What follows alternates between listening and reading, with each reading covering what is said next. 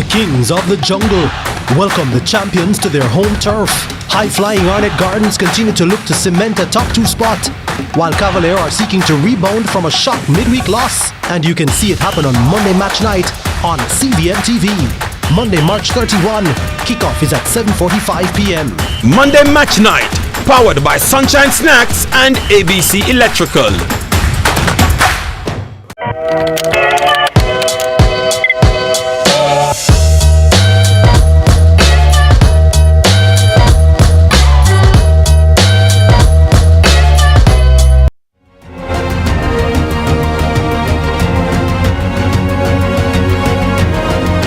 So where does truth lie in this part of the process to make Portmore the 15th parish of Jamaica? And what is the status of that process itself? These questions are relevant following last week's decision by the court in the matter, because the government and the opposition are both claiming victory. You know that that's not really an impossible thing, but it's highly unlikely that a court will make a decision and both parties, opposing parties, are saying that the decision vindicates them and what their intent is regarding the matter before the court. Today we hear from both sides so that you can get even closer to where things stand in the government's push to make Portmore the 15th parish and efforts by the opposition to ensure that that is done in what they say is the right way. Lead story CVM TV starts now.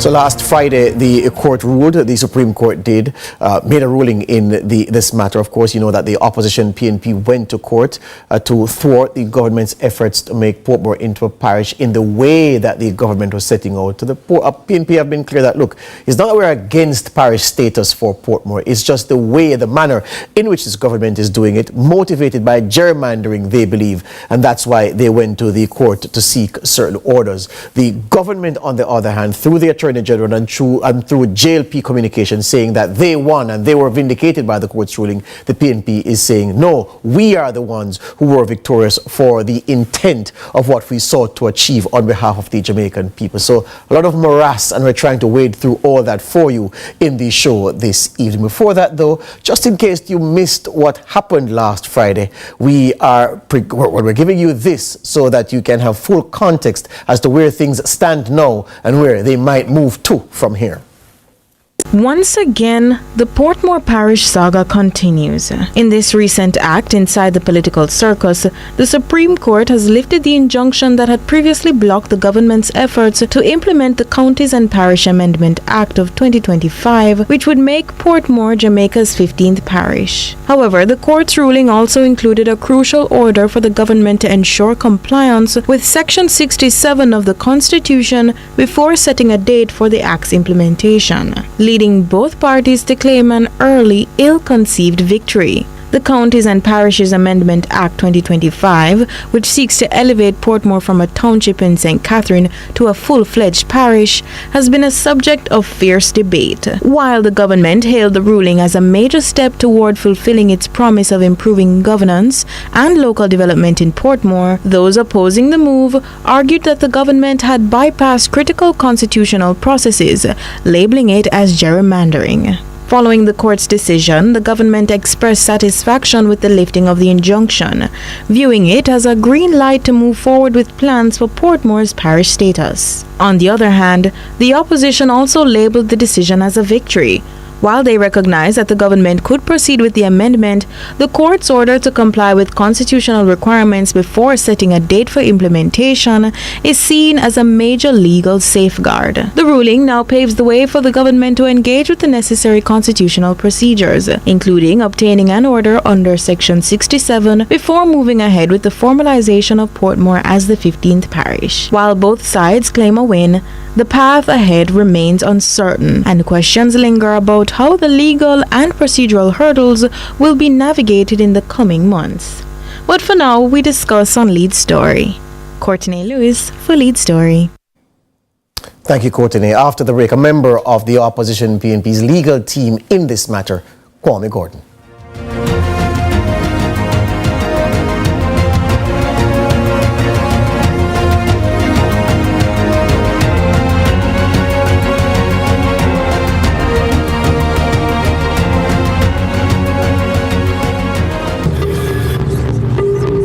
Join my private room. Only $1,000 for a grand time. That I know me. We never said that. But who going to believe me? That is correct. $4,350,000. Yes, go ahead. $4 million? I never approved that. Yes, me I go doctor tomorrow. So me have to get the money today, no longer. Then no me face that. We never make no record or beg nobody no money. Deepfakes are AI-generated images and videos made to look and sound like people we know and trust. They're used to spread misinformation, destroy reputations, and are used to commit fraud and scams. Don't fall victim to deepfakes. Protect yourself. For more information, visit broadcastingcommission.org or scan the QR code on screen. 10, 9, 8, 7. CVM TV in association with Express Fitness and Exodus Carnival presents Fit for Fet, the ultimate workout series to get your body ready for the road. Tune in 5 a.m. every morning, Mondays to Fridays, starting April 7th to get involved in high-impact workouts by some of the best in the game. Bring your mats, bring your water, and let's get fit for the fit with Express Fitness and Exodus Carnival, powered by CVM TV.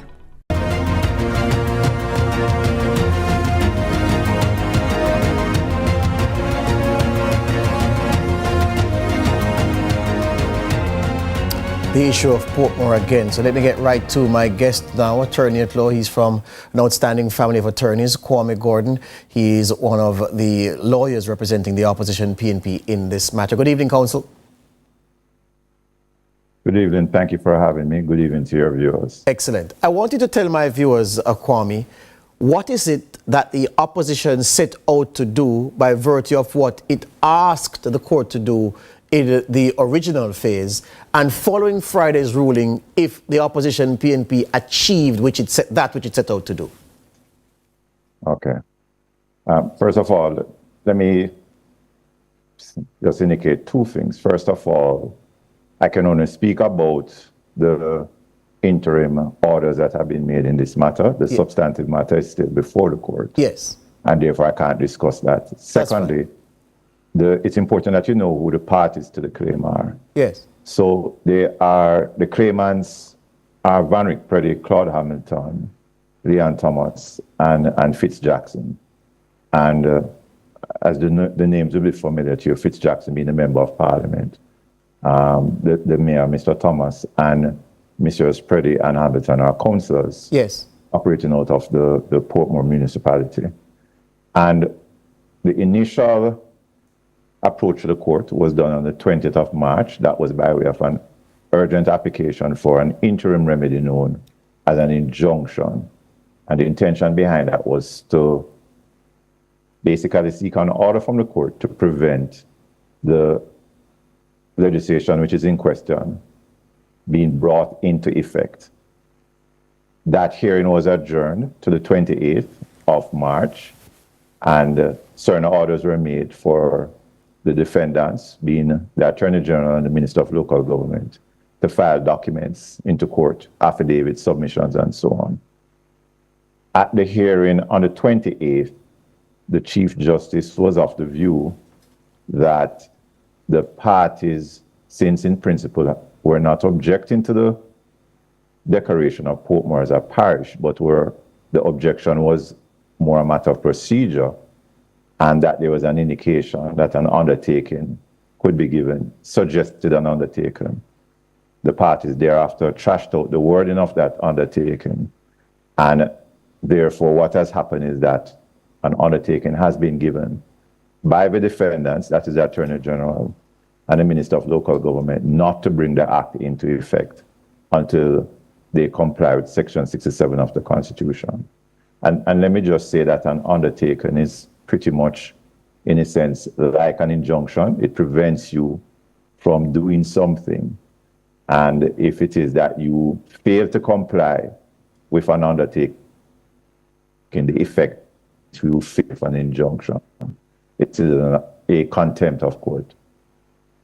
I've heard elsewhere, Kwame Gordon, that, look, basically what the government was seeking to do was that which it affirmed before the Chief Justice last Friday, and that it wasn't setting out to do anything different, and that the action by the two councillors and the three councillors, because the mayor is a parish councillor, the three councillors and the member of parliament for South St. Catherine, the man in charge of the PNP's response to this Portmore issue, that the action on their behalf was preemptive and presumptive and unnecessary. Is there any truth to that? I certainly don't believe that that is necessarily in accordance with what was presented to the court. What was presented to the court showed that the government had taken all the necessary steps, but for one, to bring the legislation into effect.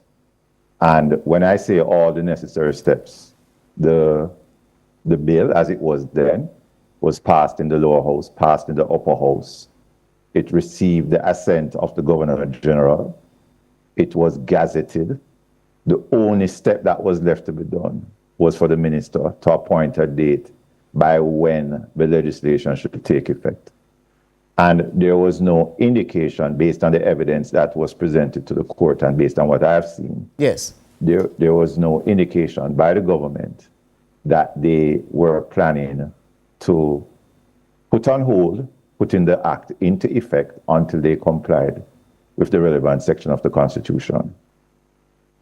You mentioned Section 67 of the Constitution, Council, and it's of course something you are familiar with given your line of work, but my viewers would not be au fait with Section 67. We assume it would deal with constitutional matters and a particular role to be played by the Electoral Commission of Jamaica. What does Section 67 say, and how is that relevant to what the government must now do in their effort to make Portmore the 15th parish? Okay.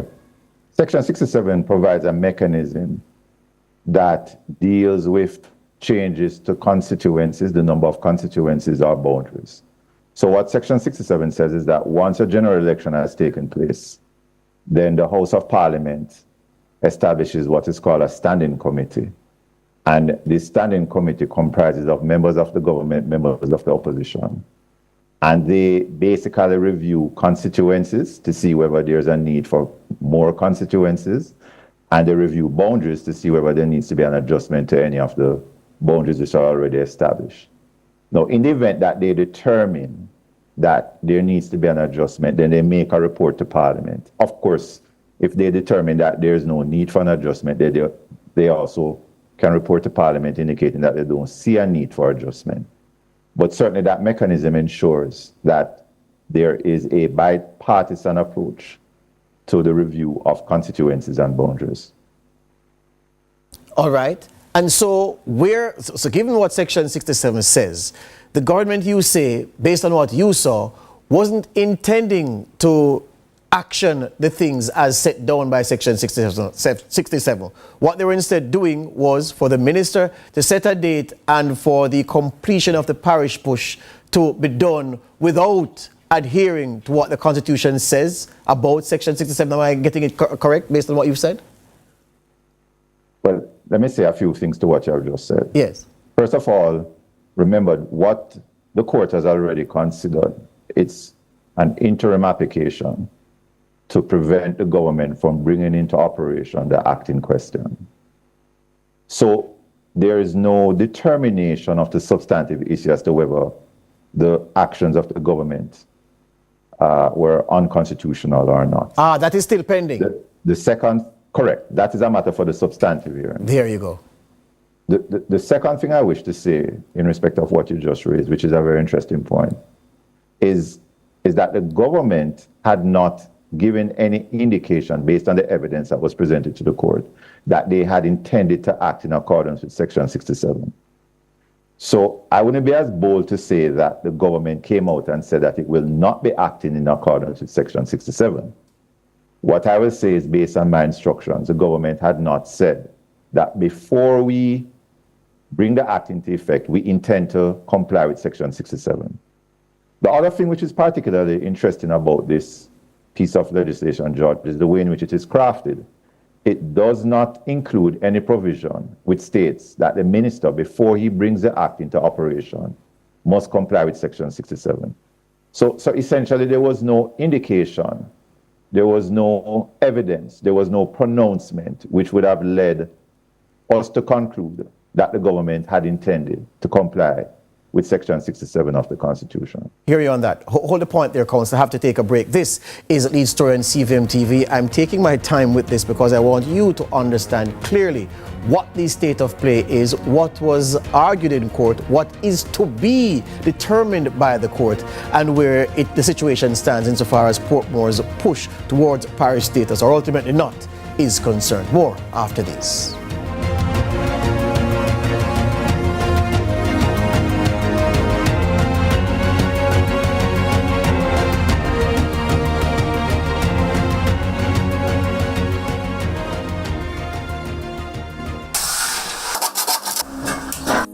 Your electrical needs, visit ABC Electrical Sales. We've got everything, stocking top brands like CNCs, Philips, and Allen Bradley. We guarantee quality and reliability. Shop with us and save with even free island-wide delivery. Conditions apply. Visit us at Shop 8 Hagley Park Plaza, Kingston 10. Call 876-754-3714-5 or 876-754-3825-8. ABC Electrical Sales, for a better choice in electrical business. Things can change in an instant while you are on the go. Caught up in your own world, things are happening all around you. Don't miss out on the most important update. You, pedestrians, look out before you step out. A message from the Ministry of Science, Energy, Telecommunications and Transport. The kings of the jungle welcome the champions to their home turf. High-flying Arnett Gardens continue to look to cement a top 2 spot, while Cavalier are seeking to rebound from a shock midweek loss. And you can see it happen on Monday match night on CVM TV. Monday, March 31. Kickoff is at 7:45 p.m. Monday match night, powered by Sunshine Snacks and ABC Electrical. Jamaica is on a transformative path, and the Ministry of Economic Growth and Job Creation and its agencies are leading the way. MEGJC Matrix is back for Season 2, bringing you the latest on the projects shaping our nation's future. Big changes, bold moves. This is the Season 2 of the MEGJC Matrix, driving development, transforming lives.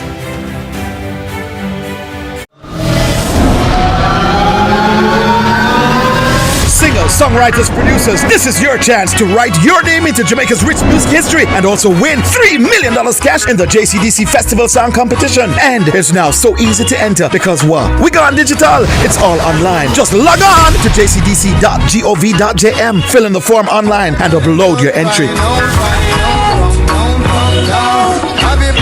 Closing date has been extended to March 31. Enter now.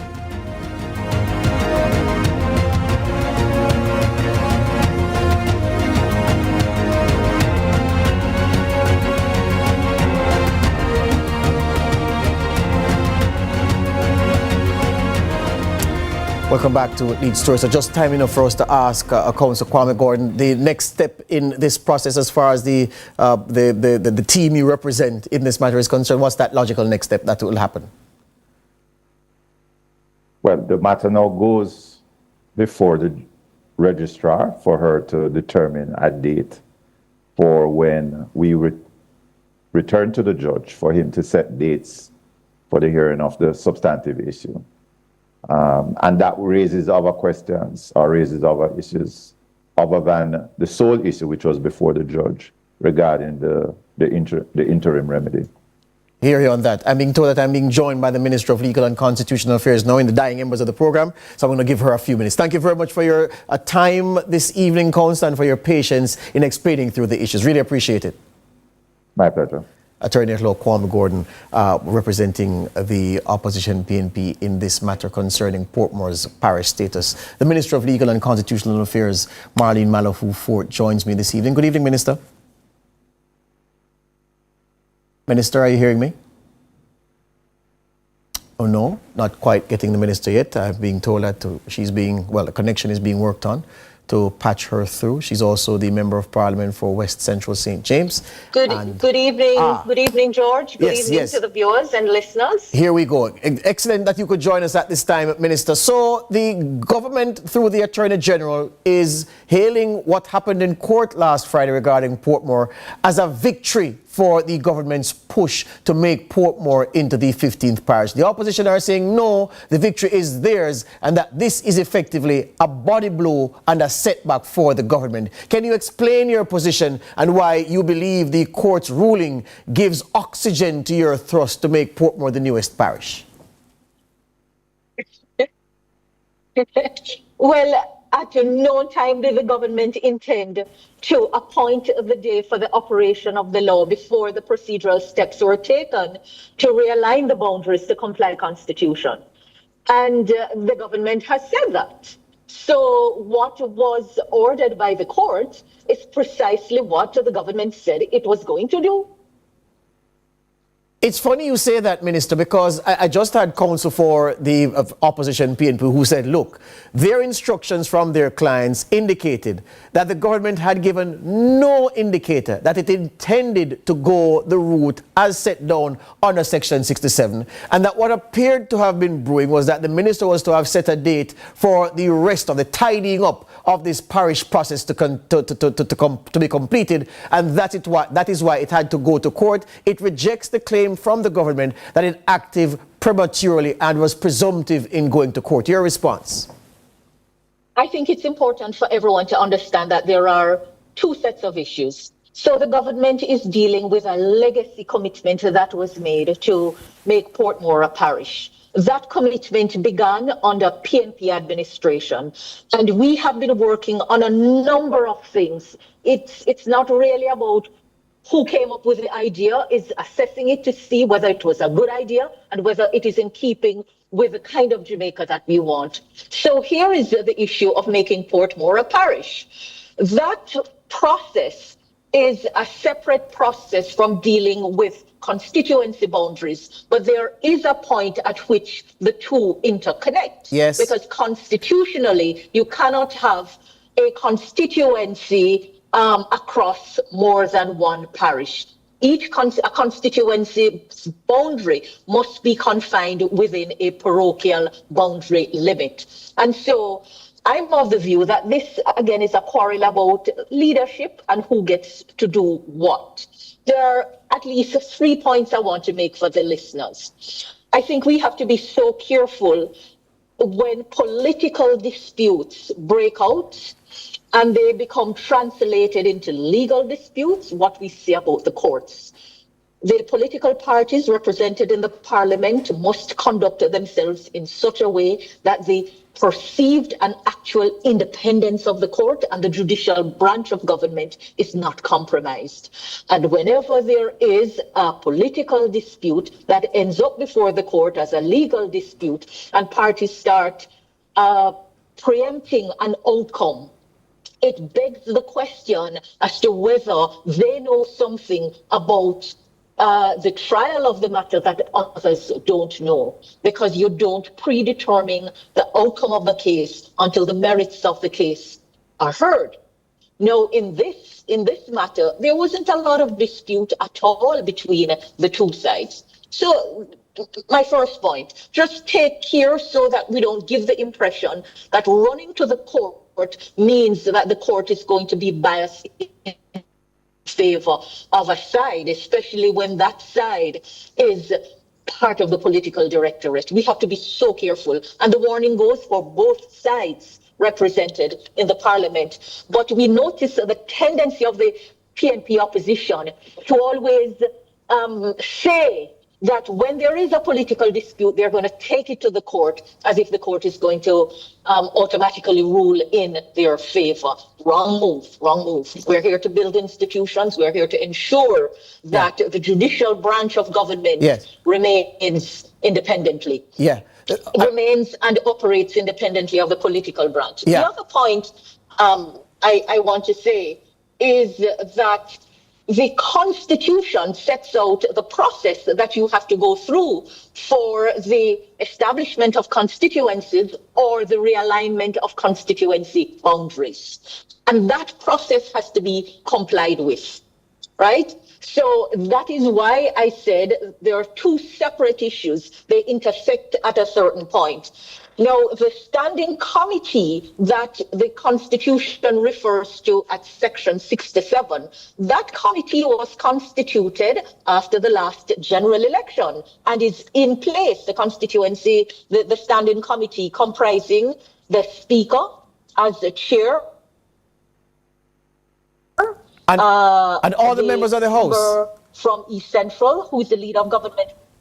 It's not all, it's 3 members appointed by the Prime Minister and 3 members appointed by the Leader of the Opposition, with the Speaker of the House chairing it. So Bartlett, Warrington, Homer Davis, appointed by the Prime Minister, Fitz Jackson, Anthony Hilton, and Julian Robinson, appointed by the Leader of the Opposition. That committee was already in place and had to be in place.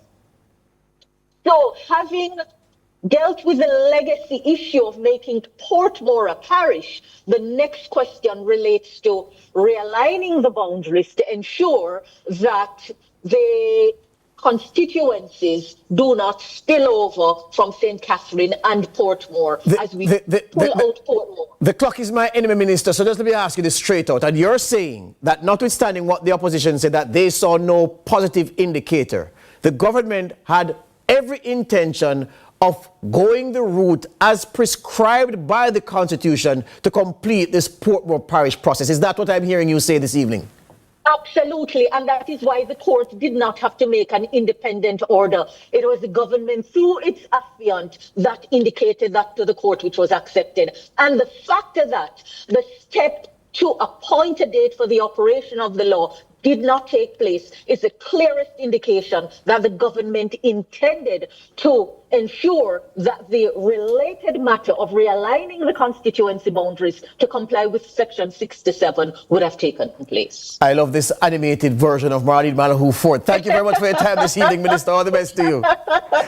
All right, George. Minister of Legal and Constitution. Have a good afternoon. Thank you. Minister of Legal and Constitutional Affairs, Marlene Malahoo Fort, and before her, Kwame Gordon. And yeah, there you heard both sides of the issue. And my aim this evening was to advance your own understanding and appreciation of where things are, where Portmore's push to parish status is concerned. That's my time here on Lead Story at CVM. The news at 7 follows.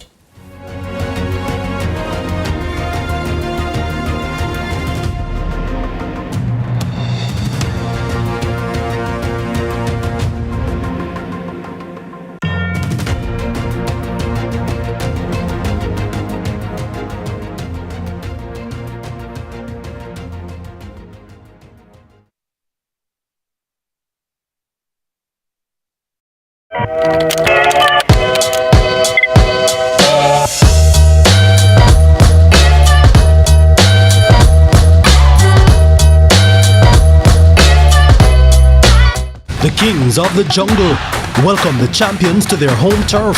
High-flying Arnett Gardens continue to look to cement a top 2 spot, while Cavalier are seeking to rebound from a shock midweek loss. And you can see it happen on Monday match night on CVM TV.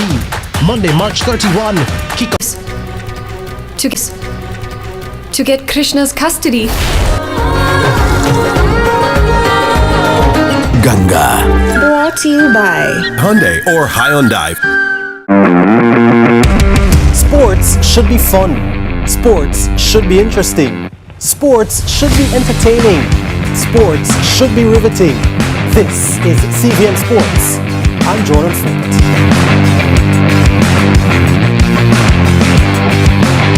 You can open a Sagicor Bank savings account from anywhere. Go online and open yours today. The time by Sagicor Bank is 7 o'clock.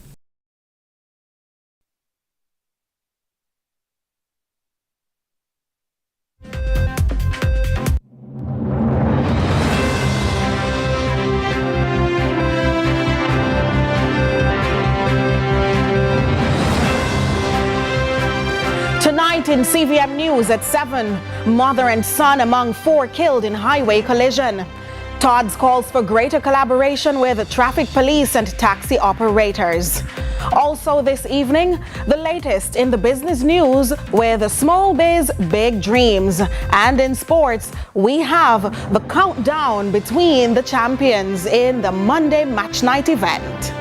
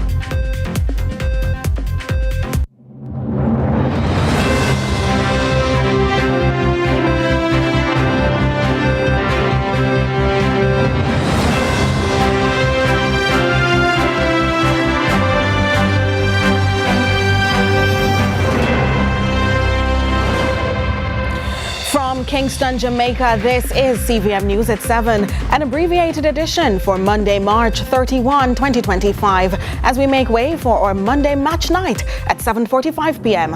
I'm Nika Lewis. Thanks so much for having joined us. The family of 4 people who perished on the PJ Patterson Highway Sunday in St. Catherine is demanding answers and justice. CVM News visited their Pepin home where agony and shock were rich, even as they prayed for the swift recovery of other relatives now hospitalized. We promise to give you that story later on in the newscast. Over to politics now. The People's National Party is celebrating a legal victory tonight as the Supreme Court lifts the injunction blocking the controversial Portmore Parish Law. Courtney Lewis joins us with the details.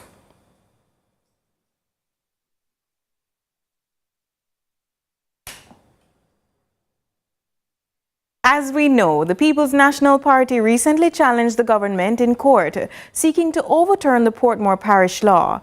The government's lawyers told the Supreme Court that there was never an intent to enforce the new parish status before finalizing constituency boundaries for Portmore.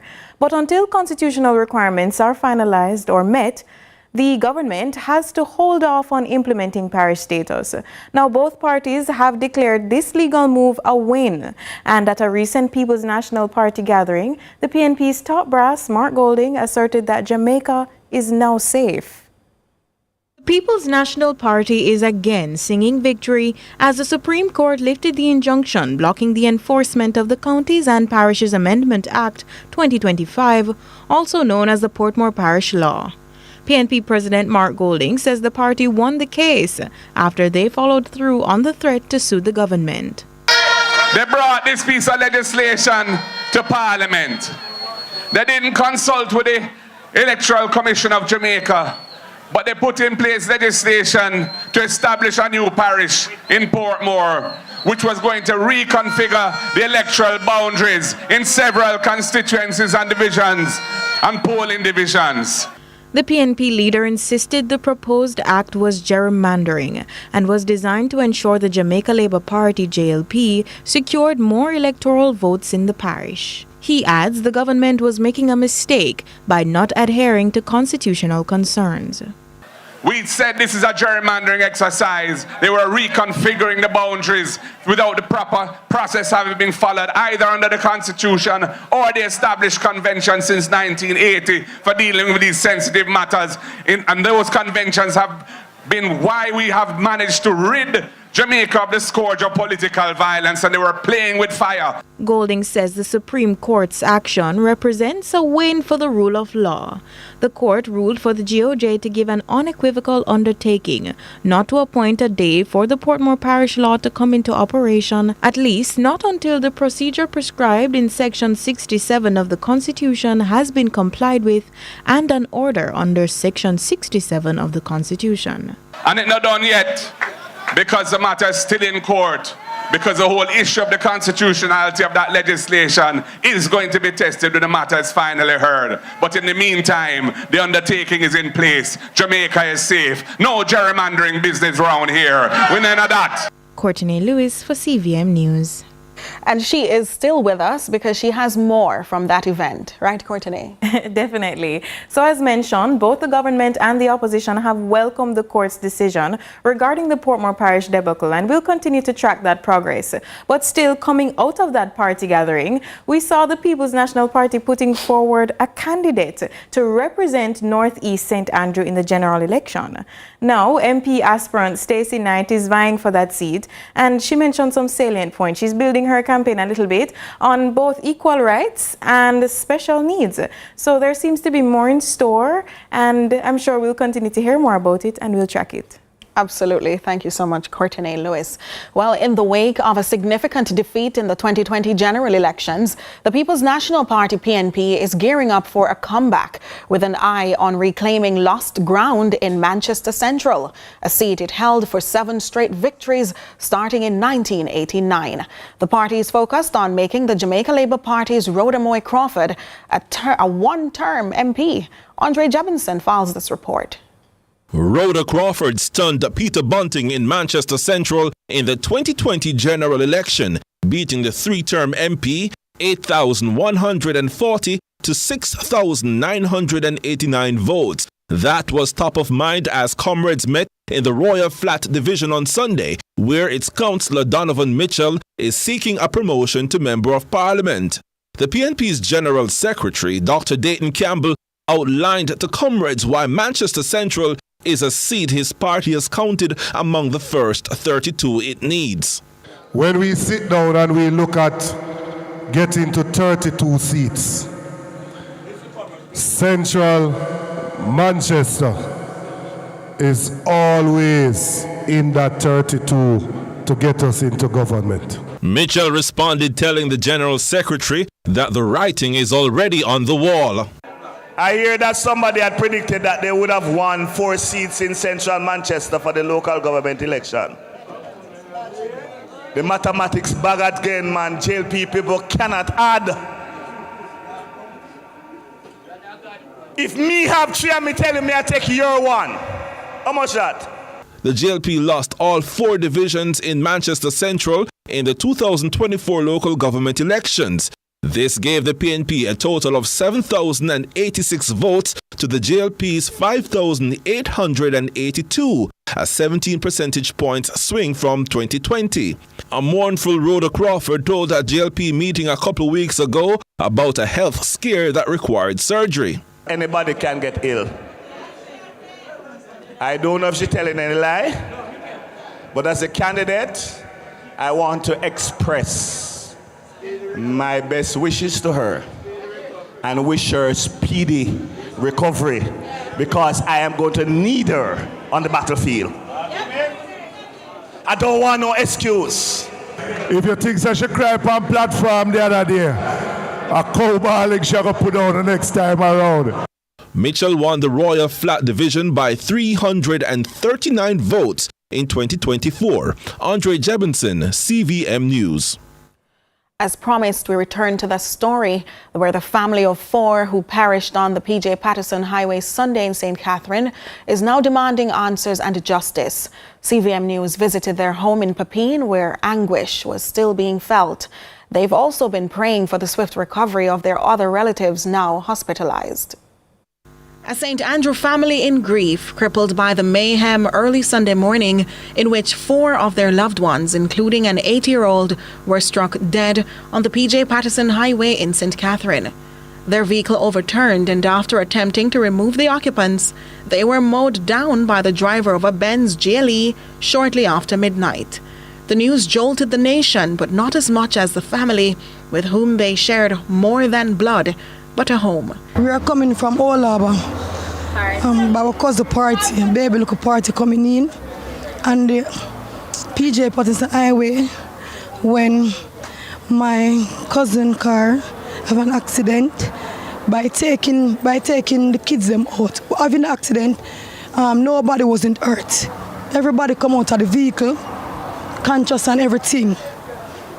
Understand? By sitting on there, we are transferring everybody. Put Ufuk up on the sidewalk, put in, and there's this lady coming full speed ahead. Lick them. There's an eerie context to the tragedy, where only days prior it was understood a prophet warned the family against making the journey which he foretold would end in death. Sources say that prophecy was ignored, but shortly followed the warnings of a woman said to be of unsound mind. Similar messaging. This big car coming now and just hit them. And upon the phone, me they see, I never believe. When they come the first time, I never believe. But I saw me here bloop. At the same time, now the car look, they never strong. I couldn't make it to me, I tell you. Lammy, who she and her son died, have 3 picnic. She had 3 picnic in the car. Yeah, and one of them died. She have a 6-month-old baby. Akela Stewart, the 12-year-old one that is at hospital right now. And her foot them are very damaged. And right now she all asks for her mother and brother. I don't even know what to tell her. Say. She's at the hospital right now, feeling a lot of pain. Her foot them is damaged. She asks for her mother, asks for her brother. But I don't know what to tell them. Tell her. Say. It's very disturbing for no one say she lose her brother and her mother one time. In the end, silence, then wailing. Among the dead, 8-year-old Troy Stewart, his mother, 29-year-old Wendy Lamy, cousin, 22-year-old Taisha Manhertz, and their in-law, 27-year-old Andre McLeish. Me turn fool. Me have to run and me have to say no.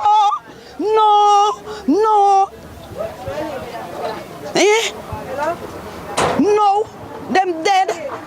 They pity them fatherless, them motherless. No job, them not have no house to live.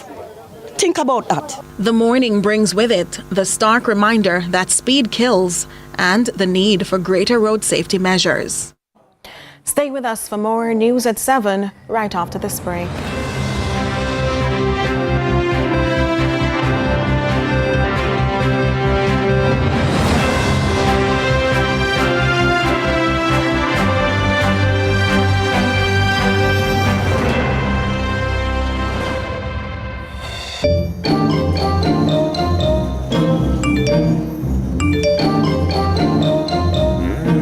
You ever get bun yet?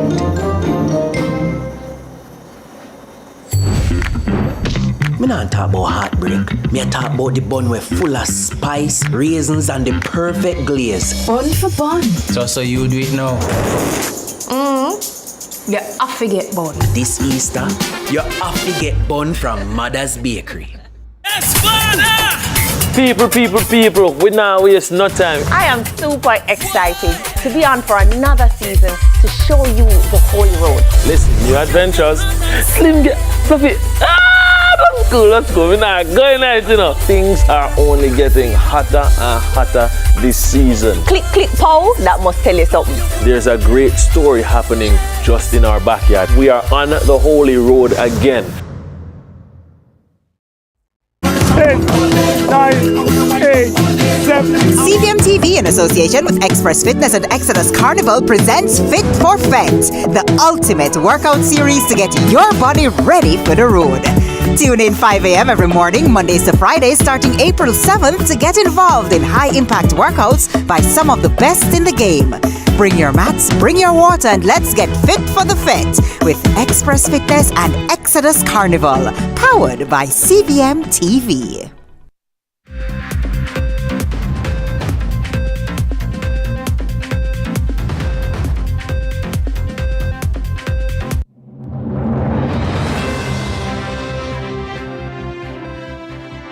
Welcome back. As more of the nation's farmers benefit from the Agriculture Ministry's commitment to better farm roads, the improved access covers reduced transportation costs, more economic opportunities, and an overall improvement in the lives of residents. Curlin Brown reports on the latest entrance and exit point. The beauty about farm roads, it don't just help farmers. It helps the entire community. It uplifts the standard of living. These children are now growing in a different community. The cries to fit it good and done for the good of all may not have gone to the wind after all. Between 2012 and 2016, in total, 24 farm roads were fixed across the country. Last year, in our last budget, we would have fixed over 56 major farm road projects, plus an additional 30 minor farm road projects. So we would have done over 80 roads in 1 year. And if what the Agriculture Minister Floyd Green says continues to stand, walking the talk now that the cap on farm roads has been lifted and the allotment moved from 800 million to 900 million. I don't want to come into a community to break ground for road. I want to come in a community to open road, because that means the road is done and people can use it. The over 2,000 farmers in Mount Olive, rural St Andrew, have longed for their turn. The Member of Parliament and Council say they have lobbied intensely in consultation with those employed to oversee and move from evaluation to implementation. We now have a team of engineers that are based at RADA. And if we're going to do the road, let us do the road properly. So it don't make sense to do the road and don't do drains. And in this area, you have to put in the correct infrastructure. So this project is 560 meters of road. It has come with drainage and it has cost us over $16 million. While acknowledging the 600 women among those who farm in these hilly terrain, the ministry encourages everyone to infuse technology into their production through RADA and move with the time. It don't make sense you have your farm and you can't get to it. It don't make sense you have your produce and it can't get to market. And we know part of your big expense comes from the road. People don't want to carry you. Them tell you they have to charge extra. You have to carry things on your head. Curlin Brown, CVM News. We now turn to regional and international news. We begin with news in the region. The Kenya-led mission in Haiti tasked with combating gang violence alongside local police is facing harsh realities on the ground. With one police official missing and another tragically killed, the dangers of the operation are becoming starkly evident. Concerns voiced about the perilous nature of the mission are now proving to be more than justified as the struggle intensifies. More from DW News. A community mourns as Officer Samuel Tompoy is given final honors and laid to rest. He was killed while on patrol in Haiti, sent there by the Kenyan government to help keep the peace. He leaves behind a wife and 2 children. Naomi Tompoy says she doesn't know how she'll manage without his support. He was our only hope, so it's not easy. It's not easy because he was the one working. We never slept on empty stomachs. In international news, stock markets have fallen in Asia and Europe after U.S. President Donald Trump suggested that new tariffs he is set to announce this week will hit all countries, not just those that have the biggest trade imbalances with the U.S. Details from the BBC. But comments from the president on Sunday that tariffs will hit all countries has seemingly spooked investors. So let's talk to Kathleen Brooks, who's research director at the trading platform XTB. And Kathleen, that's the problem, isn't it? We don't yet know what this will look like, and the fear is evident in the market numbers. Yeah, absolutely. There's definitely some capitulation going into this tariff announcement on Wednesday. We saw the sell-off start at the end of last week, and it's definitely continued today. Is that known unknown? We've known this has been coming, but there's been a bit of a chaotic rollout of these tariffs from President Trump. He's given tariffs, he's then taken them away. I think there was a hope that this would be at least kicked down the road a little bit, but it seems like, there's been no let-up from Trump over the weekend. The fact that he's mentioned all countries has really meant that, tariffs is just dominating market sentiment. Tariffs is bad news for growth, so that's why stocks are falling so sharply. And that's it for regional and international news. Stay with us for more news at 7 right after this break.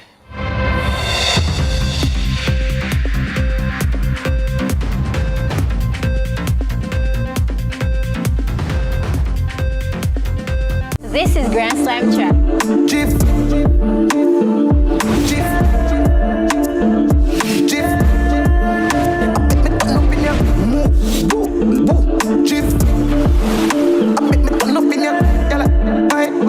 Only the fastest.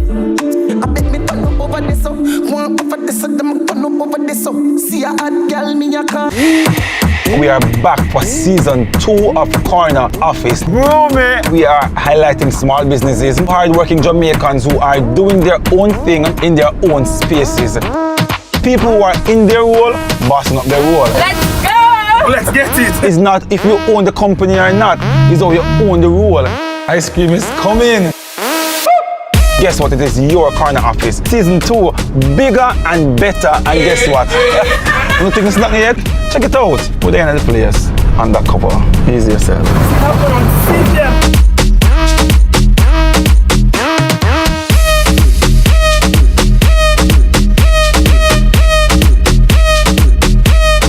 The kings of the jungle welcome the champions to their home turf. High-flying Arnett Gardens continue to look to cement a top 2 spot, while Cavalier are seeking to rebound from a shock midweek loss. And you can see it happen on Monday match night on CVM TV. Monday, March 31. Kickoff is at 7:45 p.m. Monday Match Night, powered by Sunshine Snacks and ABC Electrical.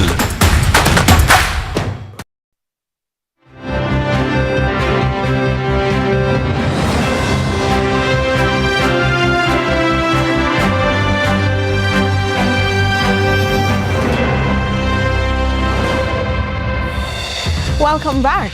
So we have Jordan Fort, the man of sport, in our midst, telling us more to expect in what's coming up next. Sports? Well, Nika, you know, Monday match night, of course, a staple here on CVM TV. 7:45, a clash of former champions Arnett Gardens and reigning champions Cavalier. So that one is sure to excite in the jungle. Plus, Kingston College and Heidel celebrating their respective champs titles.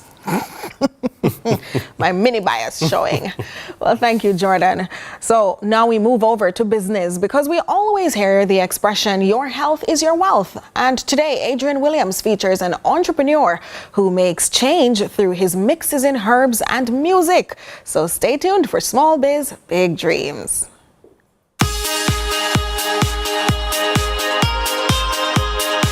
Today for Small Biz Big Dreams, we introduce you to a man who is on a mission for positive change. His name is Masha Yasharala, and he promulgates this change through making and selling of herbal tonics along with music. We at I Am Health Corner, we train our people to go back to the natural way of eating, cutting out the processed food. When you're in a country and you're depending on another country to send your food from 1,000 miles away, they have to use preservative. So everyone here should have a little backyard.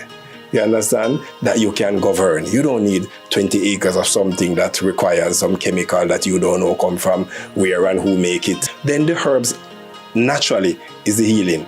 I don't just want to say, take a buckle of this and go heal. No, your lifestyle is what's making you sick.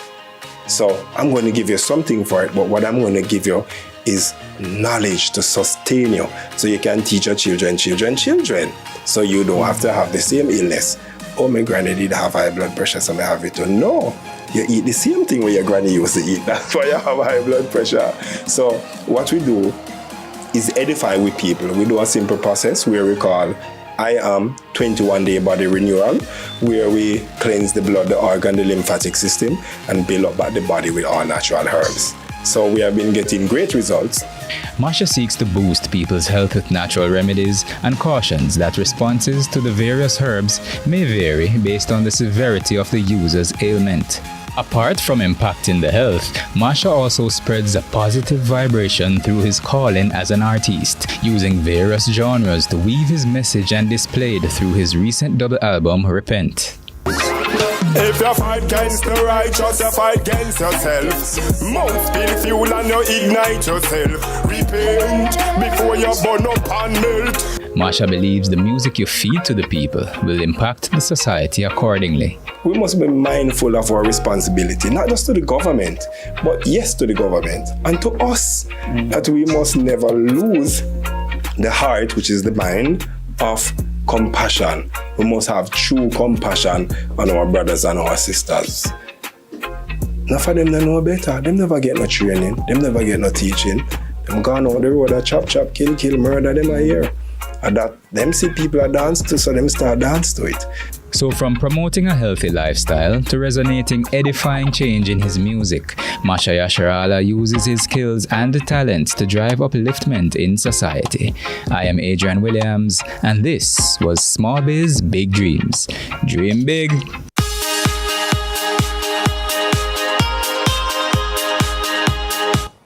Ahead of the break, let's take a look at what's happening online.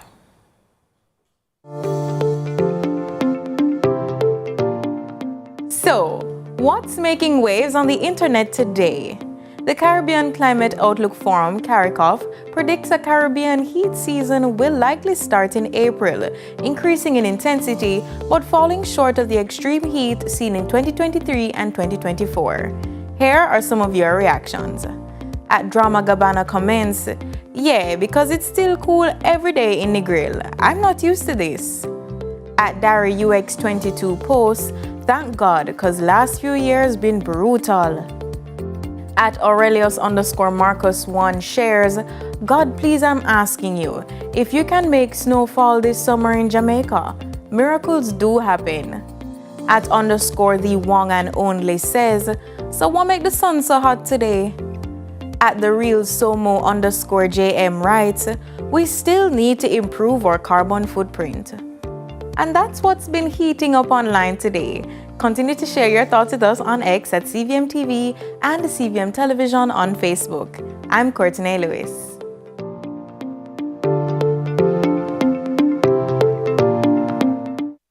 Well, stay with us because sports is next after the break.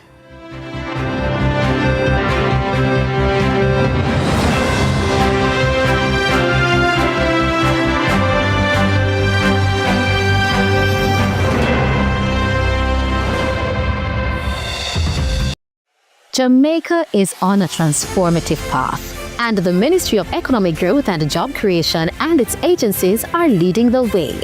MEGJC Matrix is back for Season 2, bringing you the latest on the projects shaping our nation's future. Big changes, bold moves. This is the Season 2 of the MEGJC Matrix, driving development, transforming lives.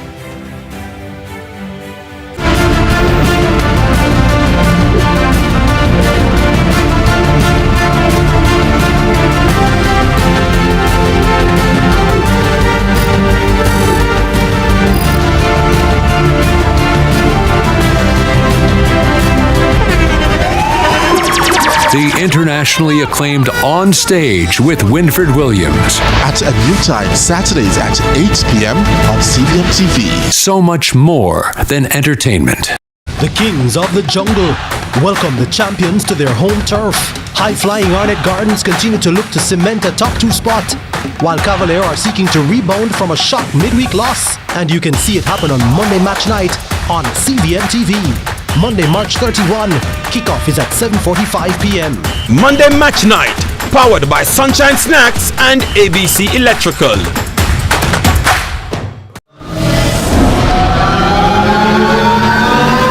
Singers, songwriters, producers, this is your chance to write your name into Jamaica's rich music history and also win $3 million cash in the JCDC Festival Song Competition. And it's now so easy to enter because what? We gone digital. It's all online. Just log on to jcdc.gov.jm, fill in the form online and upload your entry. Closing date has been extended to March 31. Enter now. 10, 9, 8. CVM TV, in association with Express Fitness and Exodus Carnival, presents Fit for Fet, the ultimate workout series to get your body ready for the road. Tune in 5 a.m. every morning, Mondays to Fridays, starting April 7th, to get involved in high-impact workouts by some of the best in the game. Bring your mats, bring your water, and let's get fit for the fit with Express Fitness and Exodus Carnival, powered by CVM TV. Do whatever the crunch you want with KFC's popcorn chicken. Now available in hot and spicy. KFC, it's finger licking good. The time by KFC is 7:30.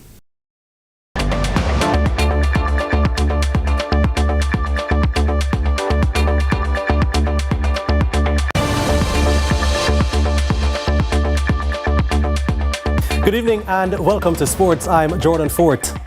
Now, this evening's Monday match night features a highly anticipated encounter between Arnett Gardens and reigning champions Cavalier at Anthony Spalding Sports Complex. Now, our producer Aidan Alexander is there and now joins us. Aidan. Thanks, Jordan. We're here at the Anthony Spalding Sports Complex awaiting kickoff in the heavyweight clash between Arnett Gardens and defending champions Cavalier FC as they continue their quest towards the ultimate glory at the end of the season. I caught up with the coaches before the game. Let's see what they had to say. So, Coach Gilbert, Cavalier seems to have had a number this season. You know, played them twice already, drawn one, lost the other one. You know, how are you going to change your approach going into tonight's match? I mean, we'll try some different things. We haven't beat them from last season, and we want to change that tonight. Hence, we'll set up a little bit different, and hopefully we can come out and execute. Thanks, Coach. All the best for the game. You're currently undefeated against Arnett Gardens this season. Do you think you can continue that trend tonight? I hope so. I hope so. But they are a good team. You know, they are relentless in attacking. So I suppose we're going to be in for a third time, but you know, we are not slow coaches ourselves. We'll be giving as much as we get. Right. Thanks, Coach. All the best for the match. All right, Aidan, can you say what the atmosphere is like right now at the Anthony Spalding Sports Complex? Well, as you know, it's in the heart of the jungle. All the Arnett Gardens fans are out in their numbers, ready to will their team to win. And I expect a really great game today, and you can really feel the excitement in this one. All right, Aidan Alexander, thank you so much. Of course, that match comes up at 7:45. Earlier, Chapelton Maroons and Waterhouse ended 1-1 in the first match of the doubleheader. Andre Fletcher gave Waterhouse a 53rd minute lead. But Dustin Cohen equalised for the Clarendon-based team in minute 64. The point is a crucial one for Chapelton, who are a point above the drop zone, while Waterhouse will be disappointed as they currently sit one place and a point outside of a playoff spot. A win earlier today would have put them into a top 6 spot. Now, York, Golden Grove United, Seaforth and Baptiste Alliance progressed to the semi-finals of the St. Thomas Mackay Security Football Competition after quarter-final results on Sunday. 13 goals were scored at Hearties Community Centre, where York won 7-1 over Prospect, courtesy of a first-half hat-trick, or first hat-trick of the competition from Kamoy Douglas, as he scored in the 6th, 30th and 71st minutes. They also got a brace from Lamar Myers and a goal apiece from Jason Reed and Robari Williams. In the other game of the doubleheader, Baptiste Alliance rallied from a goal down to beat Hearties 4-1, with a brace from Sean D. Brown in the 40th and 73rd minutes and a goal each from Raheem Robinson and Tashawn Ray. At Golden Grove, the home team ran by Yallas 5-1, with doubles from Damique Graham and Michelin Clark, as well as a goal from Tyrone Johnson. In the other game at the venue, Seaforth clipped Danvers Pen 2-1. Now, 56-year-old business executive LP Azar Limited, Andrew Azar, is the new president of the Thoroughbred Owners and Breeders Association of Jamaica Toba. He was elected on Sunday's annual general meeting following his victory over Dr. Graham Brown. Azar, a long-time breeder, takes over the reins from longtime President Howard Hamilton, who did not seek re-election. Azar will have with him Jeffrey Mordecai as his deputy. Among the many items on Azar's slate now is to seek to increase the purse money for the various racing categories. Now, Kingston College celebrated 100 years in style, hoisting their 36th Mortimer Geddes Trophy in front of a jubilant school population Monday morning after relegating Calabar to runner-up. 293 points to Calabar's 229.25, bringing the curtains down on the 115th Issa Grace Kennedy Boys and Girls Championships. Chief statistician for the team, Rafiq Shaw, says trusting the numbers paid off. I don't think words can express it really. Just a good feeling, it's a relaxing feeling. I'm thinking about this championship. One of the things that I noticed about this championship is that, as compared to other championships, is that I was able to sleep well every single night. That's the level of confidence that I had in the team. And that basically carries forward to now. I'm very, very relaxed, feel very, very rested. And so it's a satisfying feeling. It basically is an indication that I'm super, super satisfied with the outcome. And really, the season is not yet done. There's some other things that we want to achieve, particularly at the pen relays. I don't know if you know, but the team has won 3 years straight, the 4x4. And to top it all off this year, we really want to go for a 4th straight. I think it is unprecedented, and so that is our next goal, and we're really now locked in and focused on that achievement. But once the championship starts and you see the performance of the participants in the earlier rounds, that is when I come in now and I start to project to the end and give the team a true sense of where we're at, and basically keep it realistic. Let them know what the true chances are, and so they can compete in a more relaxed way. I think that is very, very key. You get the most and the best out of them when they compete in a relaxed way.